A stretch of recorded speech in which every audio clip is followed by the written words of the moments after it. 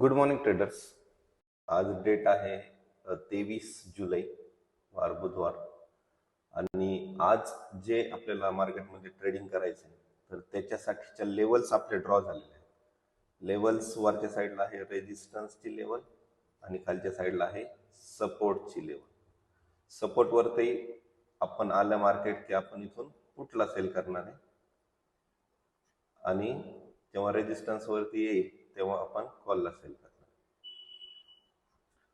स्ट्रॅटर्जीचे rules follow करून जर आपण ट्रेड घेतला किंवा ट्रेड केला, रूल ब्रेक केले नाही, तर आपल्याला चांगल्यापैकी बेनिफिट होतो, चांगलं प्रॉफिट होतं आणि सायकोलॉजिकल आपण डिस्टर्ब होत नाही. तर बघूयात, आपण मार्केट ओपन होण्याचा वेट करूयात आणि मार्केट ओपन झाल्याच्या नंतर ह्या ज्या आपण लेवल्स ड्रॉ केलेल्या आहेत आधीच्या सपोर्टच्या आणि वरच्या साईडला रेजिस्टन्सच्या, याच्यावरतीच ट्रेड घेणार आहे.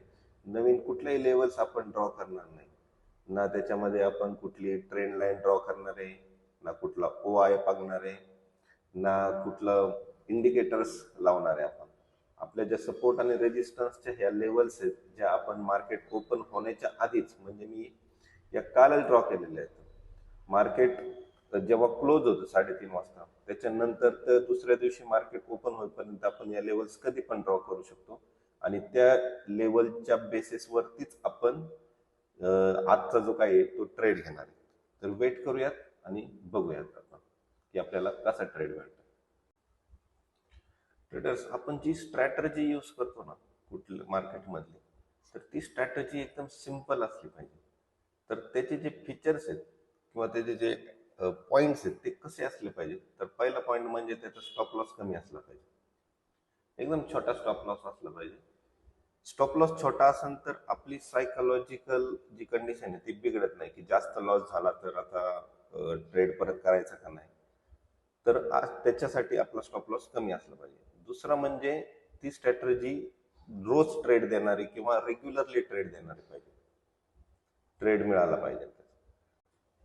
तिसरा पॉईंट म्हणजे कुठलीही कंडिशन असू द्या मार्केटमधली, म्हणजे न्यूज असून द्या, त्याच्यानंतर कुठलं इलेक्शन असून द्या, RBIची पॉलिसी डिक्लेअर करायची वेळ असून द्या, तर त्या कंडिशनमध्ये ती स्ट्रॅटर्जी चांगल्यापैकी वर्क केलेली पाहिजे. त्याच्यानंतर चौथा जो पॉईंट आहे तो म्हणजे की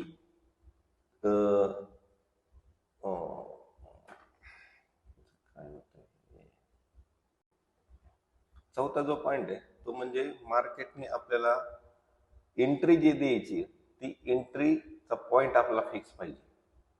आणि पाचवा जो पॉइंट आहे तो म्हणजे की आपण एंट्री जी करतोय, फॉर एक्झाम्पल आपण बुलिश ट्रेड घेतोय, तर तो आपला बॉटमला झाला पाहिजे आणि बेरीज झाला जो ट्रेड घेतोय तो आपला टॉपला सेल झाला पाहिजे. अशी जर कुठल्या फॅसिलिटी किंवा पॉइंट्स असतील कुठल्याही स्ट्रॅटर्जीचे, तर ती स्ट्रॅटर्जीच यूज केली पाहिजे. नेसेसरी नाही की ती हीच स्ट्रॅटर्जी असेल किंवा दुसरीच असेल. कुठल्याही स्ट्रॅटर्जीमध्ये हे जर पॉइंट्स असतील सगळेचे सगळे, की स्टॉप लॉस छोटा असला पाहिजे, कुठल्याही कंडिशन मध्ये काम केलं पाहिजे, बॉटमला बाय झालं पाहिजे, टॉपला सेल झालं पाहिजे, कुठल्याही कंडिशन मध्ये ट्रेड मिळाला पाहिजे आणि तो वर्क झाला पाहिजे आणि स्ट्रॅटर्जी सिंपल असली पाहिजे, ती समजली पाहिजे. आणि जेव्हा ट्रेड चालू आहे किंवा मार्केट चालू आहे त्या कंडिशन मध्ये कुठल्याही प्रकारचं त्याच्यात चेंजेस नाही झाले पाहिजे, त्याचे रूल्स फॉलो झाले पाहिजे. असे जेव्हा काही गोष्टी असतील तर ती स्ट्रॅटर्जी आपण यूज केली पाहिजे. अशाच प्रकारची मी सिंपल स्ट्रॅटर्जी यूज करतो आणि त्याचे डेली व्हिडिओज मी बनवतो आणि त्याच्याप्रमाणे एज्युकेशनल पर्पज साठी बनवतो. याच्यात कुठलंही बाय सेल रिकमेंडेशन नाही. मार्केटमध्ये एंट्री कशी घ्यायची, स्टॉप लॉस कसा घ्यायचा, स्टॉप लॉस ट्रेल कसा करायचा, टार्गेट कसं घ्यायचं, ह्या सगळ्या गोष्टी सायकोलॉजिकल कशा आहेत हे नवीन ट्रेडर्सला समजावं म्हणून याच्यासाठी हे व्हिडिओज बनवत आहे. तर वेट करूयात आपण मार्केट ओपन व्हायचं आणि ट्रेड मिळवण्याचं. जस्ट आपण आता ट्रेड घेतलाय बँक निफ्टी मध्ये, इथं बॉटम पकडलाय आपण. आता बघूयात प्रॉफिट आणि लॉस काय झालेलं आहे. कुठला सेल केलेला आहे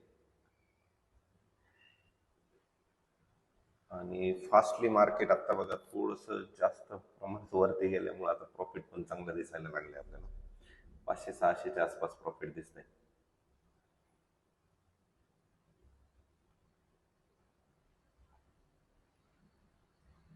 दोन candle back to back green बनल्या, त्याच्यामुळे पुढची व्हॅल्यू चांगल्यापैकी कमी झाली. ठीक आहे, स्टॉप लॉसला ट्रेल करूयात आणि बघूयात की आपल्याला कुठपर्यंत आज टार्गेट भेटते. आपला तर ट्राय असणार आहे की ऍटलिस्ट डे हाय जो आहे ह्या लेवलला, ह्या लेवलचं आपलं टार्गेट मिळायला पाहिजे आपल्याला. नाहीतर स्टॉप लॉस तर आहेच, आपला लॉस आपला जास्त होणार नाही. जर टार्गेट मिळालं तर चांगलं टार्गेट मिळणार आहे.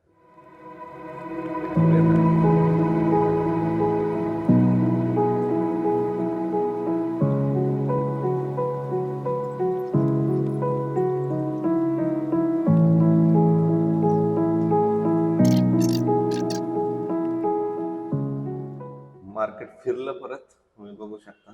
पुन्हा एकदा बेरीज झालं आणि आपण कुठला सेल केला होता तर त्याच्यात आपला जो स्टॉप लॉस आहे तो हिट झालाय, आणि तो स्टॉप लॉस आपला ट्रेलिंग वाला हिट झालाय. तर त्याच्यामध्ये आपले एवढं प्रॉफिट राहिलेलं आहे. आपण जे जेव्हा मार्केट हायला होतं तेव्हा प्रॉफिट चांगल्यापैकी 1000पर्यंत गेलं होतं. पण परत मार्केट खाली पडल्यामुळं प्रॉफिट आपलं एवढंच राहिलं.